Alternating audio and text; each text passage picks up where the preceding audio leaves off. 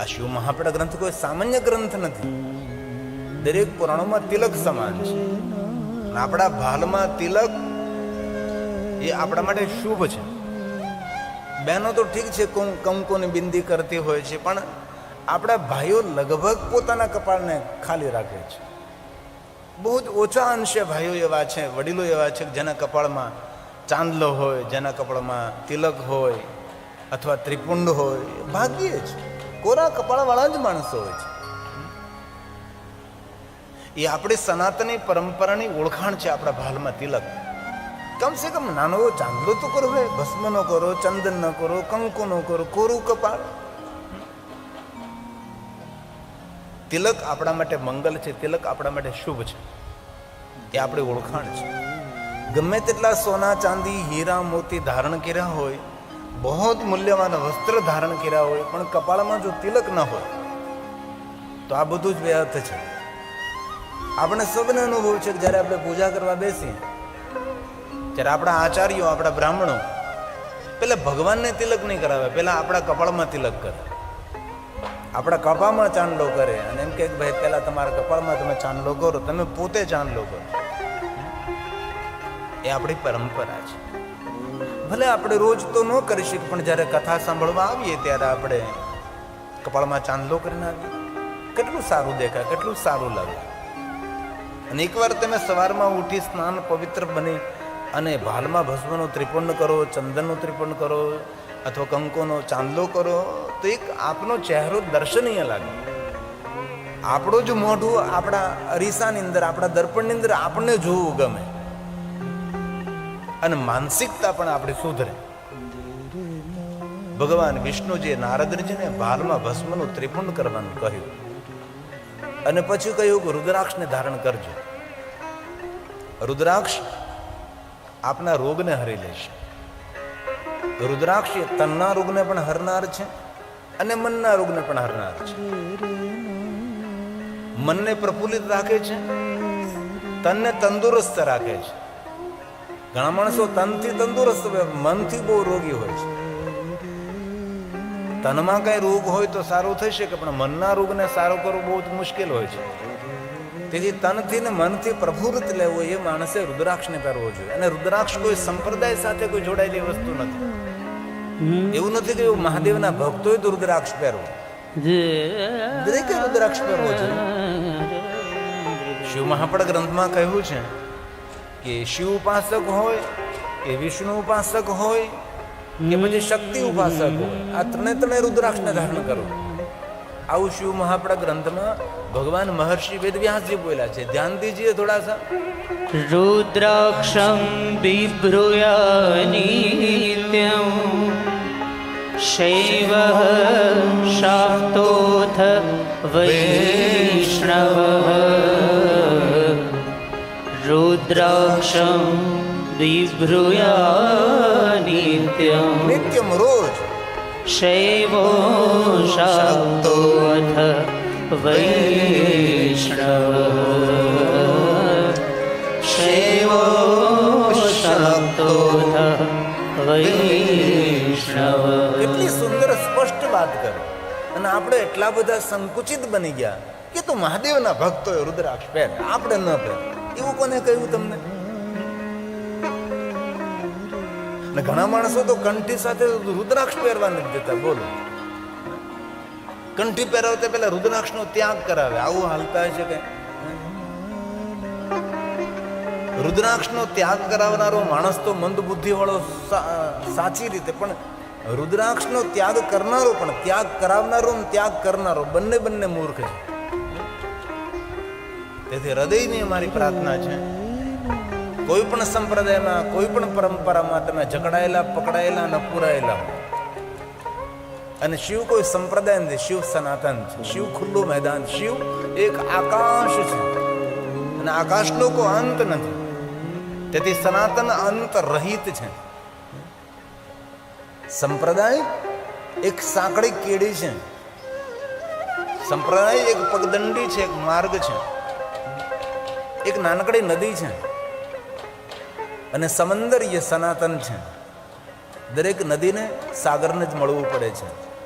કોઈ પણ સંપ્રદાયો અંતે તો ભગવાન શિવ સાથે જ જોડાયેલા હોય છે.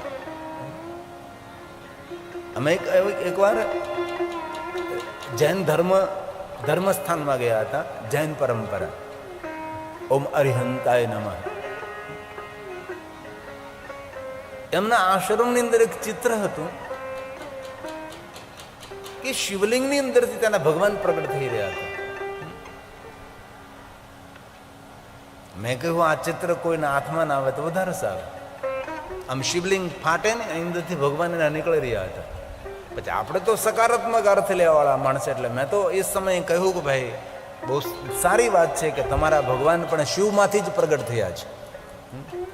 પણ જો કોઈ પ્રખર શિવવાદી હોય, આક્રોશ ભરેલો શિવવાદી જ કોઈ હોય તો એ સમયે આક્રોશ વ્યક્ત કરી શકે છે. મારો કહેવાનો અર્થ એ છે કે જો જીવાત્માનું કલ્યાણ કરવું હોય, આપણું ને આપણા પરિવારનું સર્વ રીતે મંગલ કરવું હોય તો શિવ વગર કોઈ મંગલ ન કરી શકે, શિવ વગર કોઈ કલ્યાણ ન કરી શકે. અહીંયા ભગવાન વિષ્ણુજીએ નારદજીને ભગવાન મહાદેવની ભક્તિ આપી, તેનું કંઈક તો કારણ હશે ને. વિષ્ણુ ભગવાન એવું કેમ નહીં કે તમે મારી ભક્તિ કરો? નહીં, વિષ્ણુ ભગવાને નારદજીને મહાદેવની ભક્તિ આપે છે અને રુદ્રાક્ષ પહેરવાનું કહ્યું છે. રમ રુદ્ર રોગનાશાય ધન્વંતરી રુદ્ર. રુદ્રાક્ષ એ ધન્વંતરીનું સ્વરૂપ છે. અને આપણા ઔષધિના દેવતા કોણ? દવાના દેવતા કોણ? ઔષધિના દેવતા ભગવાન ધન્વંતરી ને. એ ઘણાને ખબર નહીં હોય. ખબર નહીં ભાઈ, કોઈ હશે કોઈ. ધન્વંતરી એ ઔષધિના દેવ છે, જેમની પાસે અમૃત કલશ છે. આમ તો વિદ્વાન આચાર્યો એવું કહે કે કોઈ પણ આપણે ઔષધિ ગ્રહણ કરીએ ત્યારે ભગવાન ધન્વંતરીને યાદ કરવા જોઈએ. જેવી રીતે ભોજન કરવા માટે માતા અન્નપૂર્ણાને પ્રણામ કરીને આપણે ભોજન કરીએ, તેવી રીતે સાથે સાથે ધન્વંતરીને પણ યાદ કરવા જોઈએ. કારણ કે અન્ન એ જ આપણા માટે ઔષધિ છે. પણ એ પ્રમાણસર અન્ન ગ્રહણ કરીએ તો, એ પ્રમાણસરનું ભોજન કરીએ તો, પછી અપ્રમાણસરનું અસમયે અટાણે કટાણે ભોજન કરીએ તો એ આપણા માટે એ અન્ન એ ઔષધિ ન બને. અન્ન એ જ આપણા માટે ઝેર બને. તેથી રુદ્રાક્ષ એ ધન્વંતરીનું સ્વરૂપ છે અને રોજ ભગવાન ધન્વંતરીને યાદ કરવા જોઈએ, જે ઔષધિના દેવ છે, અમૃત કલશ ધારણ કરનારા દેવ છે અને એમનું એક અદ્ભુત મહિમા પણ છે. ભગવાન ધન્વંતરીના સ્તોત્ર છે, એમાંનું એક સ્તોત્ર નમો ભગવંતે ધન્વંતરીએ. જીવનના બધા જ રોગોને હરનારા ભગવાન ધન્વંતરી છે. ભગવાન વિષ્ણુજી નારદજીને રુદ્રાક્ષ પહેરવાનું કહે છે અને ભગવાન વિષ્ણુજીએ નારદજીને પંચાક્ષર મંત્રનો આ જાપ કરવાનું કહ્યું. આ કે મૂળ મંત્ર છે, આદિ મંત્ર છે, મહામંત્રનો પણ મહામંત્ર છે. મહામંત્ર કેટલા છે? સપ્તકોટી મહામંત્ર. આ દુનિયામાં 7 કરોડ મહામંત્ર છે, પણ કોઈ 7 કરોડ મહામંત્રનો જાપ ન કરી શકે. પણ કોઈ મનુષ્ય 7 કરોડ મહામંત્રનો જાપ કરે અને જે ફલ મળે છે એ જ ફલ ઓમ નમઃ શિવાય મંત્રનો જાપ કરવા માત્રથી પ્રાપ્ત થાય છે. આ મંત્ર સુખ આપનારો, શાંતિ આપનારો, સંપત્તિ આપનારો, સુમતિ આપનારો મંત્ર છે. મહામંત્રનો મહામંત્ર ઓમ નમઃ શિવાય મંત્ર છે. સુખ પણ આપે, શાંતિ પણ આપે, સંપત્તિ પણ આપે, સંતતિ પણ આપે અને કામના મનોકામના પૂર્ણ કરે છે. જીવાગરે વર્તતે તસ્ય સફલમ જીવિતમ. જેની જીવા પર ઓમ નમઃ શિવાય મંત્ર રહેલો છે એનો જન્મ લેવો સફળ છે. તેથી આપણે મોટા મોટા યજ્ઞો ન કરી શકીએ, મોટી મોટી પૂજા ન કરી શકીએ, મોટી યાત્રાઓ ન કરી શકીએ, કઠિન તપ ન કરી શકીએ, પણ હાલતા ચાલતા, બેસતા, ઉઠતા, ખાતા, પીતા, ઊંઘતા, જાગતા, ઘરમાં, વનમાં, સ્મશાનમાં, કોઈ પણ અવસ્થામાં આસ્થાથી આપણે ઓમ નમઃ શિવાય મંત્રનો જાપ તો કરી શકીએ છીએ. આટલું તો કોઈ પણ માણસ કરી શકે. આમાં એવું નથી કહ્યું કે ભાઈ આ રાજમહેલમાં રહેનારો માણસ જ જાપ કરી શકે. એવું પણ નથી કહ્યું કે ભાઈ ધન સંપત્તિ વાળો માણસ હોય એ જ આ કરી શકે. ભલે આ કથાનું આયોજન એવા માણસો કરી શકે જે સામર્થ્ય ધરાવતા હોય. સૌ કંઈ આવી ભવ્ય દિવ્ય શિવ મહાપણ કથાનું આયોજન ન કરી શકે. અને એ જરૂરી પણ નથી ને. આ તો એક વાગડ વિસ્તારને એક દિવ્યતા દેખાડવા માટે, વાગડ વિસ્તારને કઈ નવી ઝાંખી પૂરી પાડવા માટે 12 જ્યોતિર્લિંગોના શિવાલય અને 12 જ્યોતિર્લિંગોના શિવલિંગ. એ ગામડાનો અંતરિયાળ માણસ ક્યારે જ્યોતિર્લિંગોની યાત્રા ન કરી શકે. તેના મનમાં એક ઝાંખી રહે કે ભાઈ આપણા ભારતના જ્યોતિર્લિંગો આ પ્રમાણે છે. તેના મગજની અંદર, તેના દિમાગ, તેના મનની અંદર એક ચિત્ર રહે. નગર અનુમાન કરતો હોય કે આવા જ્યોતિર્લિંગ હોય, તે જ્યોતિર્લિંગ હોય, પણ એક આવી ઝાંખી જો કરે તો તેના મનમાં એક ઝાંખી, એક ચિત્ર એક સ્પષ્ટ રહે. ભાઈ 12 જ્યોતિર્લિંગની યાત્રા કરવા નથી ગયા, પણ કિડિયાનગરની અંદર વાગડ વિસ્તારમાં 12 જ્યોતિર્લિંગની ઝાંખી કરી છે, એનું દર્શન કર્યું છે. તેથી એક મનની અંદર ચિત્ર સ્પષ્ટ રહે કે આપણા જ્યોતિર્લિંગો આ પ્રમાણે હોય છે. અને આપણે સૌ જાણીએ છીએ, અંતરિયાળ ગામડામાં રહેનારા માણસ, ખેતી કરનારો માણસ, વાડીઓમાં વસનારો માણસ ક્યારે જ્યોતિર્લિંગોની યાત્રા કરવા છે? ઘણા તો વરમાં એકાદી વાર કોઈ શહેરમાં જતા હોય તો જિંદગી આખી ખેતરમાં પૂરી થાય છે, જિંદગી આખી કામ કરવામાં તેની પૂર્ણ થાય છે. તો આટલું મોટું આયોજન કોઈ જે સામર્થ્ય ધરાવતો માણસ હોય એ કરી શકે છે, સૌ ન કરી શકે. પણ ઓમ નમઃ શિવાય મંત્રનો જાપ કરવામાં કોઈ સામર્થ્યની આવશ્યકતા નથી, શ્રદ્ધાની આવશ્યકતા છે. સામર્થ્યની બહુ જરૂર નથી, પણ હૃદયમાં શ્રદ્ધા હોવી જોઈએ. અને બહુ હૃદયથી, બહુ દિલથી કહું છું, આજથી શરૂઆત કરો. જીવનમાં કઈ નવી ઉર્જા દેખાશે, જીવનમાં કોઈ નવા વિચારોનો પ્રવેશ થશે, કઈ જુદું લાગશે, અનુભૂતિનો વિષય કઈ અલગ હશે આપનો. અને ઓમ નમઃ શિવાયનો જાપ કરવામાં કોઈ ખર્ચ પણ નથી, કોઈ પાસેથી પરમિશન પણ લેવાની જરૂર નથી.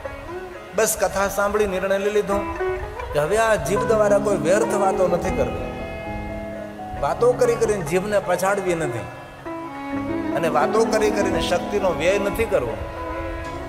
પણ હવે તો પંચાક્ષર મંત્રનો જાપ કરી અને જીવનને સાર્થક કરવું, આટલું તો આપણે કોઈ પણ કરી શકીએ છીએ. અને કાલ પણ મેં કહ્યું તો વિશ્વના દરેક દેવતાઓ ઓમ નમઃ શિવાય મંત્રનો જાપ કરે છે, વિશ્વના દરેક ઋષિઓ ઓમ નમઃ શિવાય મંત્રનો જાપ કરે છે. અને આપણા શાસ્ત્રોમાં, આપણા પુરાણોમાં આ મંત્રને મહામંત્ર કહ્યો છે. અને આપણે ગુજરાતી લોકો ગાતા હોય છે મહામંત્ર મંગલકારી. આપણી બહેનો ગાતી હોય, ભાઈઓ ગાતા હોય, દેવાલયમાં, શિવાલયમાં, સત્સંગમાં, ભજનમાં, દરેક જગ્યાએ આ ગવાય છે. છતાં પણ આપણે કેમ સ્વીકારતા નથી? ખાલી ગાઈ લઈએ છીએ. નિરંતર જીવ પર રટણ રહે એવો પ્રયાસ આપણે કરી શકીએ છીએ.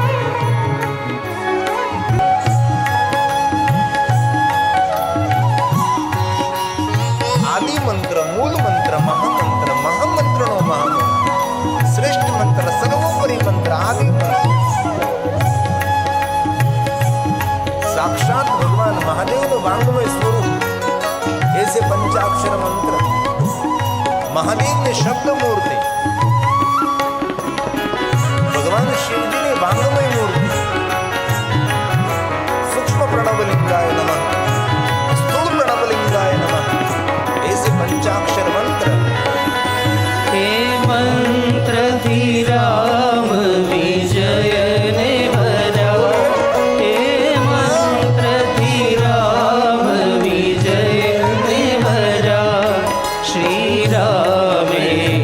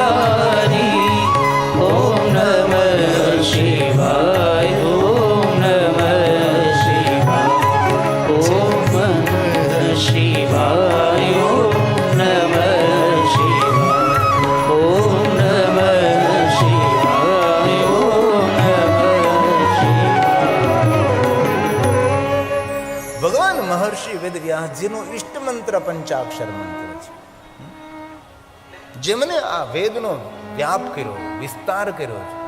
નમોસ્તુતે વ્યાસ વિશાલ બુદ્ધિ. જે પીઠ ઉપર આપણે કથા કરીએ છીએ પીઠનું નામ વ્યાસપીઠ છે. અહીંયાથી ભગવાન મહર્ષિ વેદવ્યાસજીના વચનો વ્યક્ત કરવામાં આવે છે. અને દરેક વક્તા કથાના પ્રારંભે ભગવાન મહર્ષિ વેદવ્યાસજીને પ્રણામ કરે છે. અને કથા પ્રારંભે જ પ્રણામ કરવા એવું નહીં, રોજ ભગવાન મહર્ષિ વેદવ્યાસજીને યાદ કરવા જોઈએ. કારણ કે જે કંઈ આપણને આ દુનિયામાં મળ્યું છે એ ભગવાન વેદવ્યાસજીના પ્રસાદ જ છે ને. નમોસ્તુતે વ્યાસ વિશાલ બુદ્ધે. આ શિવ મહાપડ ગ્રંથ, અમે તો મધ્યસ્થી, હું તો મધ્યસ્થી છું, શિક્ષકનું કામ કરું છું. આ શિવ મહાપડમાં જે કાંઈ કહ્યું ભગવાન મહર્ષિ વેદવ્યાસજીએ કહ્યું છે અને એમનો પ્રસાદ છે. તેથી રોજ આપણા ઘરની અંદર પણ જ્યારે આપણા પુરાણોને પ્રણામ કરીએ ત્યારે ભગવાન મહર્ષિ વેદવ્યાસજીને યાદ કરીને પુરાણોને પ્રણામ કરવા છે. પછી કોઈ પણ પુરાણ, 18 પુરાણમાંથી કોઈ પણ પુરાણ હોય એ પુરાણની અંદર ભગવાન મહર્ષિ વેદવ્યાસજીને પ્રણામ કરો છો. અને મહર્ષિ ભગવાન વેદવ્યાસજી મહાદેવના પરમ ભક્ત, એમને સામર્થ્ય ભગવાન શંકરજીએ આપ્યું છે. ભગવાન વ્યાસે ખૂબ તીર્થોની યાત્રા કરી, તીર્થમાં પર્યટન કર્યું, પણ અંતે ભગવાન મહાદેવની રચિત નગરી કાશીનગરમાં આવે છે. ગંગાના તટ ઉપર દિવ્ય નગરી કાશી. આમ કાશીમાં પગ મૂકતા અને કાશીમાં એટલા બધા ભગવાન મહાદેવના લિંગ સ્વરૂપો છે કે કોઈ ગણતરી પણ ન કરી શકે. આપણે તો કાશી વિશ્વનાથ મહાદેવની યાત્રા કરીએ છીએ, શું કરીએ આપણે? જ્યોતિર્લિંગ ભગવાન કાશી વિશ્વનાથ મહાદેવનું દર્શન કરી અને આપણે ત્યાંથી જતા રહીએ છીએ. પણ એવું નથી, કાશીની અંદર આટલા બધા ભગવાન મહાદેવના લિંગ સ્વરૂપો છે કે કાશીમાં એક વર્ષ સુધી રોકાય ને આપણે તો પણ એ બધા શિવલિંગો પૂર્ણ ન થાય. એટલા શિવલિંગો કાશીનગરમાં છે. ગલી ગલીમાં ભગવાન મહાદેવના લિંગ સ્વરૂપો છે અને અતિ પ્રાચીન ભગવાન મહાદેવના લિંગ સ્વરૂપો છે. અને કાશીનગરમાં જેટલા શિવલિંગો છે એટલા શિવલિંગો કોઈ નગરમાં નથી. અને કાશીનગરની શોભા છે ગલી, અને કાશીની એક એક ગલી ગંગા સુધી મળતી હોય છે. અને દરેક ગલીઓમાં ભગવાન મહાદેવના લિંગ સ્વરૂપો છે. ક્યારેક અવસર મળે ને, જો સમય હોય તો કાશીનગરમાં રોકાવું અને કાશીનગરમાં રહેતા કોઈ વિદ્વાન, કોઈ બ્રાહ્મણ આચાર્ય હોય તેને સાથે રાખવા અને કહેવું ભાઈ આ નગરની અંદર જેટલા જેટલા શિવલિંગો છે તેનું દર્શન કરવું છે. તો ઘણા સમય સુધી તમે રહો તો પણ અગણિત શિવલિંગો છે અને નાની નાની ગલીઓ છે. ગલીઓ શા માટે? કારણ કે કાશીનગર એ બ્રાહ્મણોની નગરી.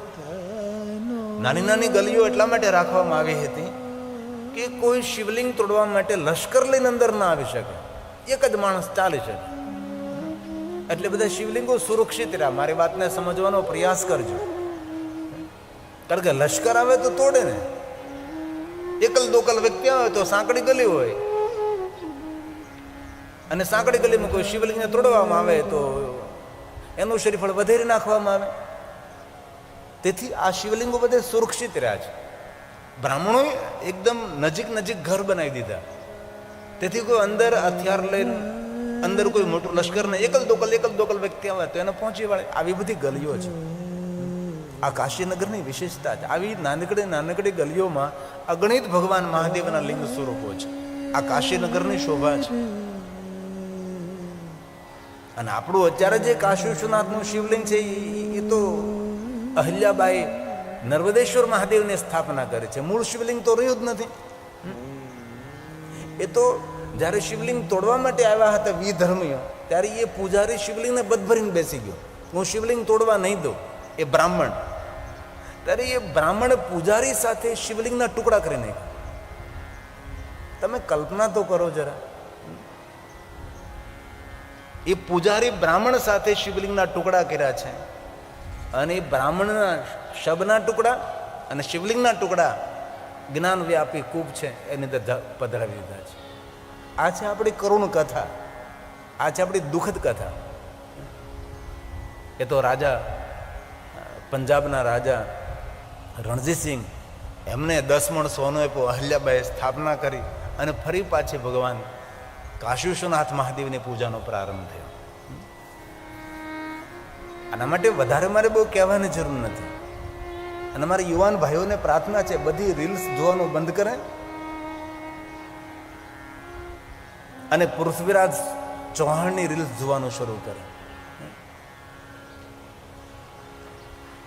પણ એ તો ફુરસત નથી. અને આવું આપણને ભણાવવામાં પણ આવ્યું નહીં કે પૃથ્વીરાજ ચૌહાણ પર જ્યારે હુમલો થયો ત્યારે તેની કઈ હાલત કરી હતી એ તો આપણને ખબર નથી. ઇતિહાસ સાંભળવો નથી, ઇતિહાસ વાંચવો નથી. અને બહેનોને પણ પ્રાર્થના છે, અન્ય રીલ્સ જોવાનું બંધ કરે અને મહાન શિવ ભક્ત અહલ્યાબાઈની રીલ્સ જોવાનું શરૂ કરે. મહાન શિવ ભક્ત અહલ્યાબાઈ બહેનોનું લશ્કર તૈયાર કર્યું હતું. અને નારીનું શક્તિ પ્રદર્શન કરનારી પહેલી કોઈ નારી હોય તો માતા અહલ્યાબાઈ છે. અને એ સમય તો કેટલી મર્યાદા ક્ષત્રિયોમાં. નારી ઘરની બહાર પગ તો ન મૂકી શકે, નારી ઘરની બહાર અવાજ પણ જાય એ રીતે બોલી ન શકે. આવી મર્યાદાઓની વચ્ચે અહલ્યાબાઈ હાથમાં તલવાર લઈને નારીઓનું લશ્કર લઈને નીકળે. કેવી વીરાંગના! તે નારી શક્તિ કઈ સામાન્ય શક્તિ નથી.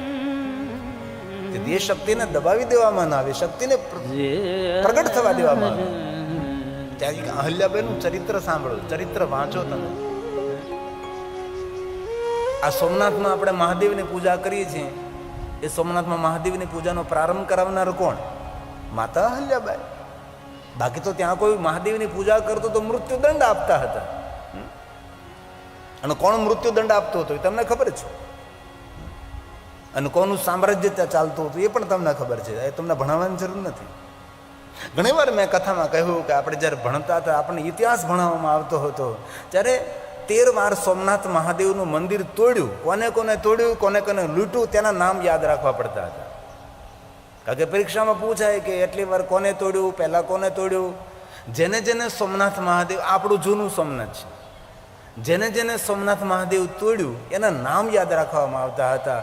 પણ ફરિયાદ તો એ છે કે આ 13 વખત સોમનાથ મહાદેવ તોડ્યું તેના નામો અમને ભણાવ્યા છે, પણ 13 વખત આ જેને સોમનાથ મહાદેવ નિર્માણ કર્યું તેના નામ અમને કેમ ન ભણાવ્યા? એ તો ઠપકો આપવો જોઈએ કે નહીં તમારે? આટલું તો આપણે વિચારી શકીએ કે નહીં? आके भाई अलग जगाया भेद कोई समझ न पा